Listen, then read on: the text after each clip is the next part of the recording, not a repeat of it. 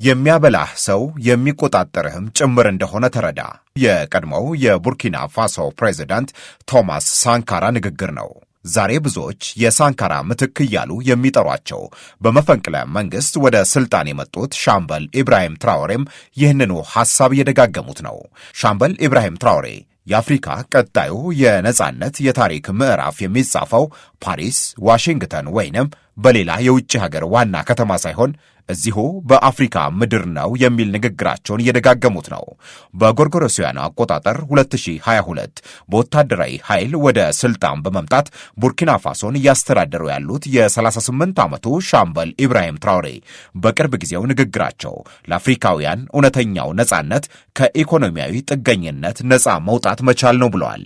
አፍሪካውያን የሚበሉትን ራሳቸው እንዲያመርቱ በማንም ላይ ሳይሆን በራሳቸው ሀብትና ጸጋ ላይ ብቻ ጥገኛ መሆንን እንዲለማመዱ ጥሪያቸውን አቅርበዋል።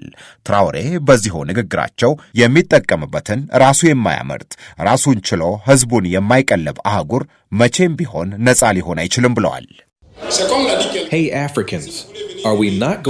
አፍሪካውያን ብንነቃ አይሻልም? ራሳችን ሰርተን ራሳችንን ብንቀልብ አይሻልንም? ምን ውስጡ እንዳለ እንኳን የማናውቀውን ሌላ ቦታ የተመረተን እየሸመትን መቀጠል ነው የሚሻለን? የነ ኒዶ ኔስተል ኩባንያዎችን ሁሉ ቅሌት አይተናል።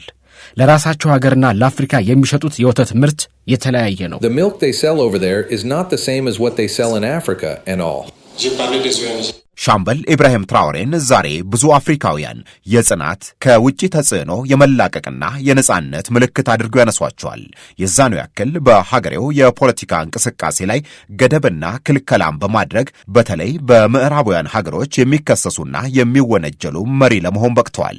ከወራት በፊት ትራኦሬ ለቡርኪና ፋሶ ሕዝብ ሲናገሩ ስለ ዴሞክራሲ ማሰብን እርሱት፣ አሁን ቡርኪና ፋሶ በአብዮት ምዕራፍ ውስጥ እንጂ በዲሞክራሲ ምዕራፍ ውስጥ አለመሆኗን እወቁት ብለዋል። በወታደራዊ ኃይል ስልጣን እንደያዙ በአንድ ዓመት ጊዜ ውስጥ በምርጫ ለሚመረጠው ሰው ስልጣን አስረክባለሁ ብለው የነበሩት ሰው ገና በስድስተኛ ወራቸው ምርጫ ማድረግ ለቡርኪና ፋሶ ቅድሚያ የሚሰጠው አንገብጋቢም ነገር አይደለም ማለታቸው ይታወሳል። ከዛ ይልቅ ትራኦሬ ቡርኪና ፋሶን ከፈረንሳይና ከምዕራባውያን ጥገኝነት ለማላቀቅ ተሯሯጡ። ወደ ስልጣን በመጡ በቀጣዩ ዓመት የፈረንሳይ ጦር ሀገሩን ለቆ እንዲወጣ በማድረግ እርምጃቸውን ጀመሩ።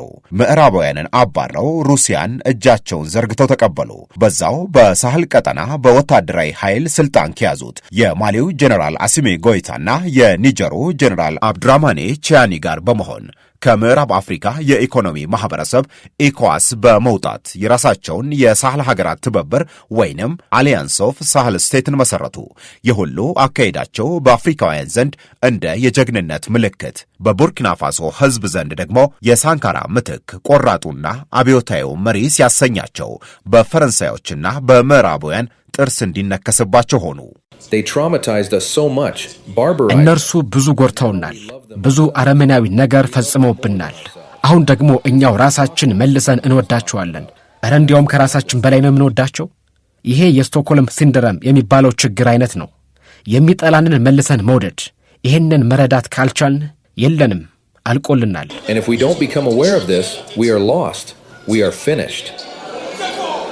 ሻምበል ኢብራሂም ትራኦሬ ሀገራቸውን ከምዕራባውያን ጥገኝነት ነጻ ለማድረግ ብዙ እየጣሩ ስለመሆኑ ብዙዎች ቢመሰክሩላቸውም በተለይ ሽብርተኝነትን ለመከላከል የገቡትን ቃል መፈጸም አልሆነላቸውም ተብለው ደግሞ እየተነቀፉ ነው። ዛሬም ከቡርኪና ፋሶ አጠቃላይ የቆዳ ስፋት 70% የሚሆነው አክራሪ የሽብር ቡድን እጅ ውስጥ ያለ መሆኑን በለንደን ቻተም ሃውስ የሳህል ቀጠና ተመራማሪ የሆኑት ፖል ሜሊ ይናገራሉ። ፕሬዝዳንቱ ወደ ስልጣን በኃይል ለመምጣታቸው ዋነኛው ምክንያት የነበረው ሽብርተኝነትን ከቡርኪና ፋሶ ለማጥፋት መወሰናቸው መሆኑን ተናግረው እንደነበር ያስታውሱና ይህንን ማድረግ ግን አልሆነላቸውም ይላሉ። እንዲያውም የሽብርተኝነት ስጋቱ በአንዳንድ አካባቢዎች የበለጠ ተባብሶ መቀጠሉንም ይጠቅሳሉ። ከአልቃይዳና ከአይኤስአይኤስ ጋር ግንኙነት ያለው የሽብር ቡድን ቡርኪና ፋሶን ጨምሮ በሳህል ቀጠና ያለው ተጽዕኖ ከፍተኛ መሆኑ ይነገራል። በሩሲያ ይደገፋል የሚባለው የሻምበል ትራውሬ ወታደራዊ አስተዳደርም ይህንን የሽብርተኝነት ተጽዕኖ መቀነስ አልቻለም ተብሎ እየተነቀፈ ነው። በሌላ በኩል ከምዕራባውያን ጥገኝነት ነፃ ለመሆን የሀገር ውስጥ የምርት አቅምን ለማሳደግ የሚሰሩትን ስራ ወሳኝ የሆኑ ዘርፎችን በመንግስት ቁጥጥር ስር እንዲሆኑ መደረጉና ሌላውም በቡርኪና ፋሶ ዜጎች ሕይወት ላይ ለውጥ እያመጣ መሆኑ ይነገራል። በግብርናው ላይ ያለው ኢንቨስትመንት ጨምሯል። በተለይ እንደ ሩዝና በቆሎ ያለው ምርት የሀገር ውስጥ ኢንዱስትሪዎች የማምረት አቅማቸው እያደገ መምጣቱ ይነገራል። በመሰረተ ልማት ግንባታም ቡርኪና ፋሶ ብዙ እየሰራች መሆኑም ሲነሳ ይሰማል። ወታደራዊው መሪ ሻምበል ኢብራሂም ትራውሬ ይህ ሁሉ ወደ እውነተኛው ነጻነትን ለመሸጋገር የሚደረግ ጉዞ ነው ይላሉ። ብዙ ሀገሮች የእርዳታ ድርጅታቸውን ይዘው ይመጣሉ። የምላቸው ተረጋጉ፣ እኛም የምንቆምለት ክብር ያለን ሕዝብ ነን ነው። ከዚህ በኋላ የማንቀበላቸው ነገሮች አሉ። እርዳታውን ሌላ ቦታ ሄዳችሁ ስጡት ነው የምላቸው። የእናንተን እርዳታ ስለማንፈልግ አንቀበልም እላችኋለሁ። ምክንያቱም ይህ ሁሉ እኛን ዝቅ ለማድረግ የሚደረግ ስለሆነ ነው። እንዲሁም የተፈጥሮ ሀብታችንን ለመዝረፍ because all this is to keep us down and to be able to properly pillage our resources. የቡርኪና ፋሶ መንግስት የደህንነት ስጋቱ ባለፉት ዓመታት እየተሻሻለ መምጣቱን ይናገራል። ግን ትንታኔ አቅራቢዎች ሀገሪቱ በተለይም ጃማአት ኑስራ አልኢስላም ካሉ ቡድኖች ጋር ቁርኝት ባላቸው ከአልቃይዳ ጋር በሚገናኙ የሽብር ቡድኖች ተደጋጋሚ ጥቃት እየተሰነዘረባት መሆኑን ይናገራሉ። በሚሊዮን የሚቆጠሩ የቡርኪና ፋሶ ዜጎች በዚህ ምክንያት የእርዳታ ጠባቂ መሆናቸውን እንዲሁም ከ2 ሚሊዮን በላይ ህዝብ ደግሞ ከቀየው መፈናቀሉን በመጥቀስ የቡርኪና ፋሶ መንግስት የሀገሩን ደህንነት ማስጠበቅ አልቻለም ሲሉ ይከሳሉ።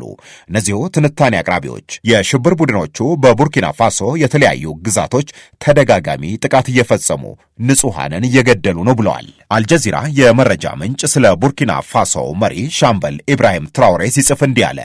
ትራውሬ በአጭር ጊዜ ውስጥ ብዙ አስደናቂ ነገር መስራት የቻሉ በአፍሪካ የፖለቲካ እንቅስቃሴ በተለይም በወጣቱ ዘንድ እንደ ምልክት እስከ መታየት የደረሱ መሆን ችለዋል አለ።